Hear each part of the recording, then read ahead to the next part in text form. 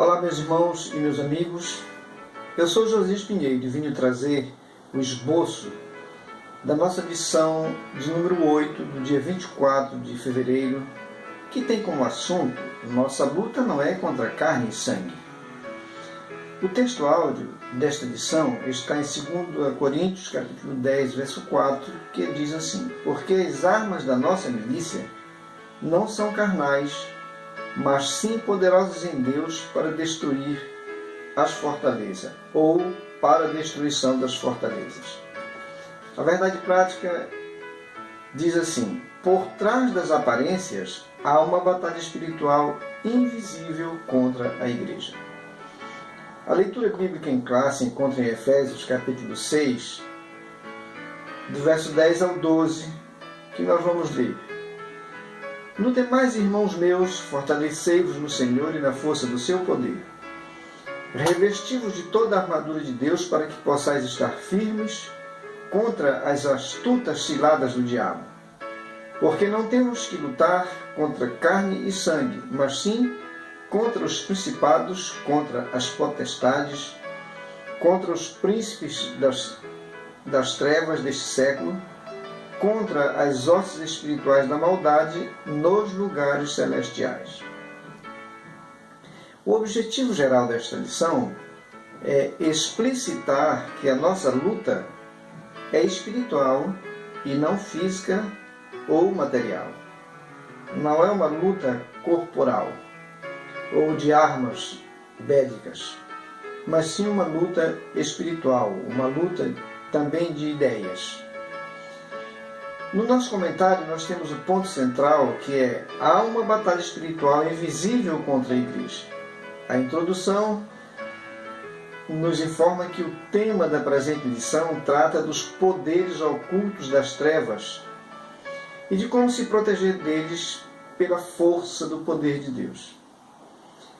O primeiro tópico da lição nos trata da inclusão do tema no final da epístola. O objetivo específico está nesse tópico, que é destacar a inclusão do tema. Nossa luta não é contra carne e sangue. Isso no final da epístola. Paulo deixou o tema para o final da epístola. Os 3 capítulos iniciais de Efésios são teológicos e os outros 3 são práticos. Uma perfeita combinação de doutrina cristã e de fé cristã no aspecto teológico. E no prático, trata do dever cristão e da vida cristã. Essa expressão no demais, irmãos, quer dizer, daqui para frente, irmãos, vocês estão numa guerra, e é uma guerra renhida, uma guerra ininterrupta. Por essa razão, vocês devem se fortalecer no Senhor e na força do seu poder. Em São João capítulo 15, verso 5, Jesus já disse: sem mim nada podereis fazer. Nós encontramos nas Escrituras Sagradas, lá em Atos capítulo 1 e o verso 8, Jesus falando sobre a necessidade de ser revestido de poder através da manifestação do Espírito Santo. Nos diz assim: mas recebereis poder ao descer sobre vós o Espírito Santo. E essa promessa que o Senhor fez, ela se cumpriu. Em várias passagens de Atos nós encontramos. Por exemplo, Atos 2,4 nos diz que todos ficaram cheios do Espírito Santo.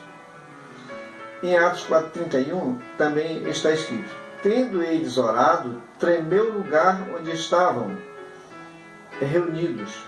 Todos ficaram cheios do Espírito Santo e com intrepidez anunciavam a palavra de Deus. Agora, como fazer para ser cheio do Espírito Santo? Efésios, capítulo 5, do verso 18 a 21, ele dá a receita. Ele diz: e não vos embriagueis com vinho, no qual há dissolução, mas enchei-vos do Espírito, falando entre vós com salmos, entoando e louvando de coração o Senhor com hinos e cânticos espirituais, dando sempre graças por tudo ao nosso Deus e Pai, em nome de nosso Senhor Jesus Cristo, sujeitando-vos uns aos outros no temor do Senhor. É assim que nós nos enchemos do Espírito, louvando, orando e nos sujeitando uns aos outros.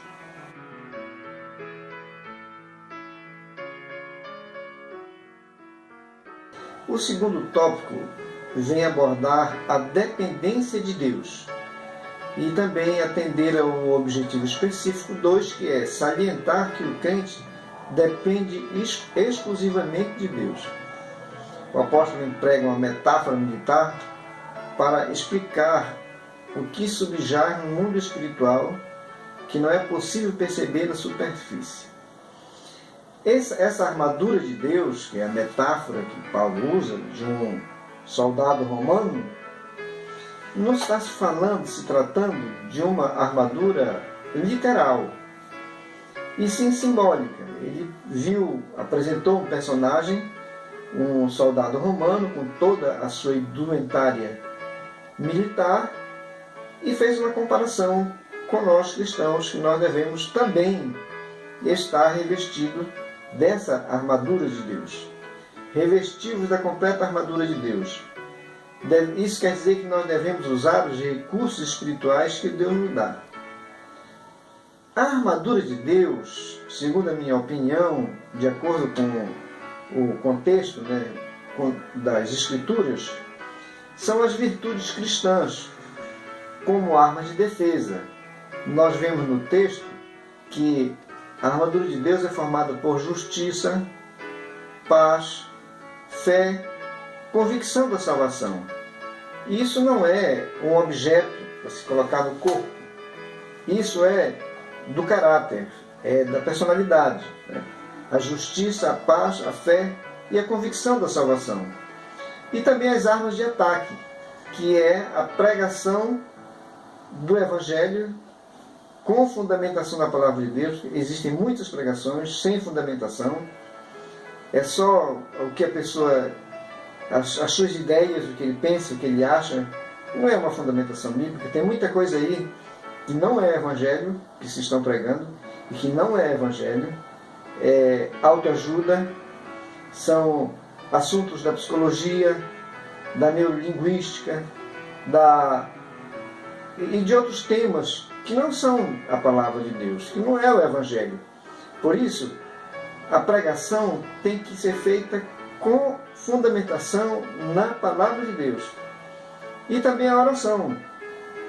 Muitos de nós perdemos o hábito de orar. Houve tempo em que as igrejas oravam de fato. Hoje existe muita reunião de oração, mas que o que menos tem é oração. Por isso há esse enfraquecimento, essa falta de resistência quando há um confrontamento com o maligno, e também com as ideologias que são fomentadas por ele. Os métodos do diabo. Verso 11. As expressões astutas, ciladas, é metodeia, que em grego só aparece uma vez no Novo Testamento, em Efésios 4:14, e cuja ideia é de esperteza, artimanha, armadilha. Então, o nosso adversário, ele é astucioso, ele é esperto, ele é estratégico. Assim como o maligno é estratégico, nós também devemos usar as estratégias dadas pelo Espírito Santo, como sejam orando, evangelizando, formando a moral, o caráter dos nossos filhos, para que eles não sejam iludidos pelo mundo, pelo maligno e pela sua própria natureza carnal. Infelizmente, a gente vê meninos, crianças que nasceram em um lar cristão, frequentaram a igreja, quando chega uma certa idade se ausenta, se afasta. Por quê? Porque houve uma falha aqui na formação da sua moral, do seu caráter, da sua personalidade. Ele ouviu outra ideia e partiu.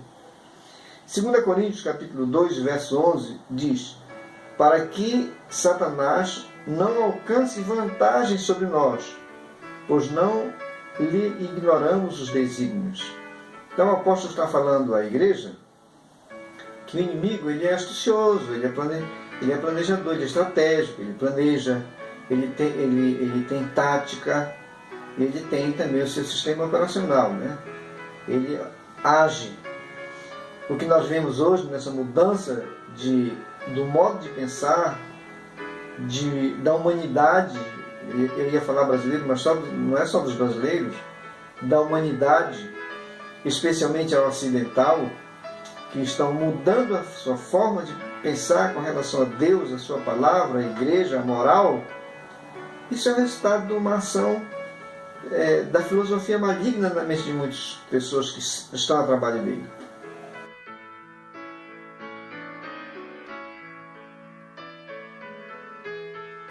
Na terceira parte da lição, que trata contra os poderes das trevas, o objetivo específico é mostrar que a nossa luta é contra os poderes das trevas.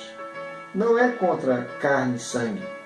Não é contra homem, mulher, mulher.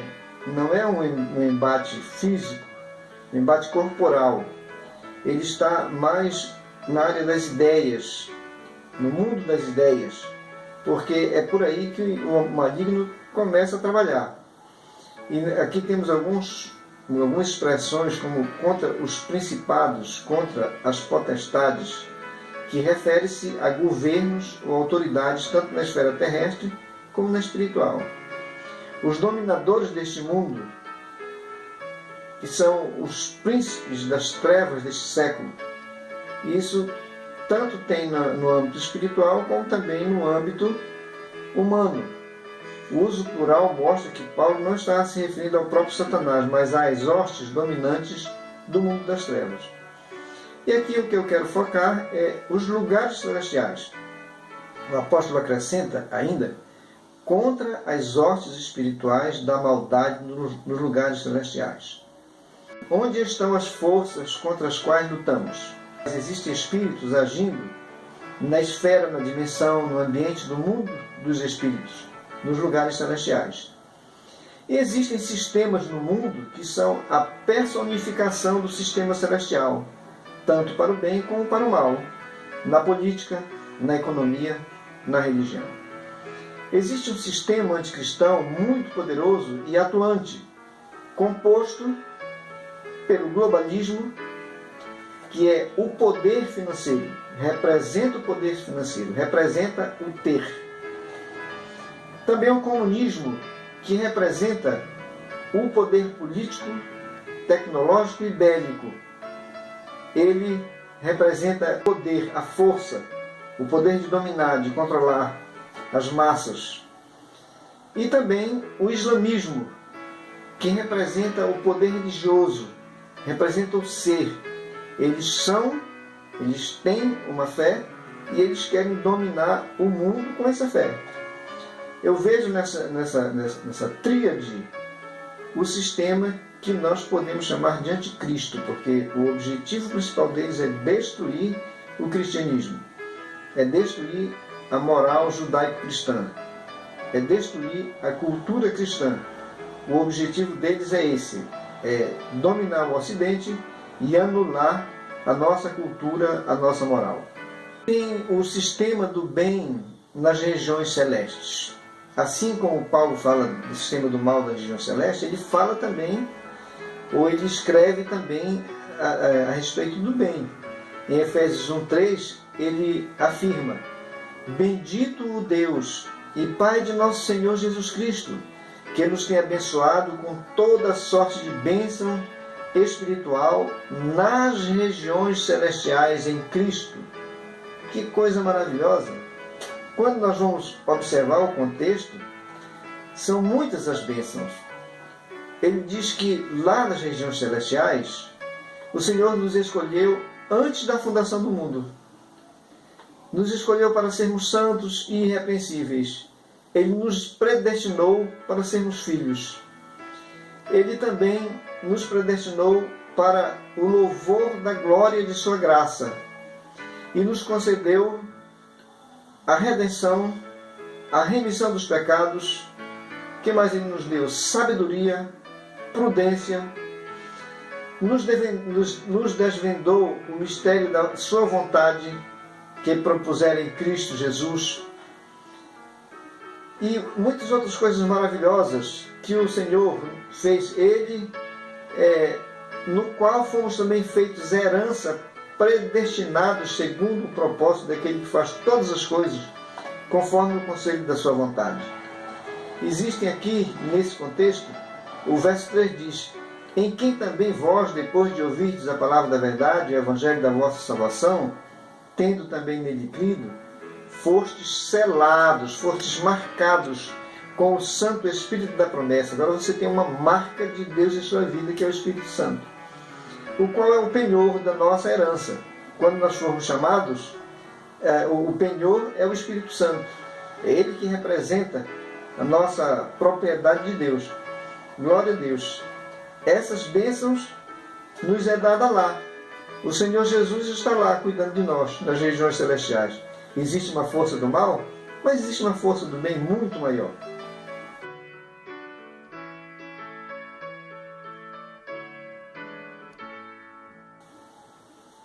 Mateus 5,13.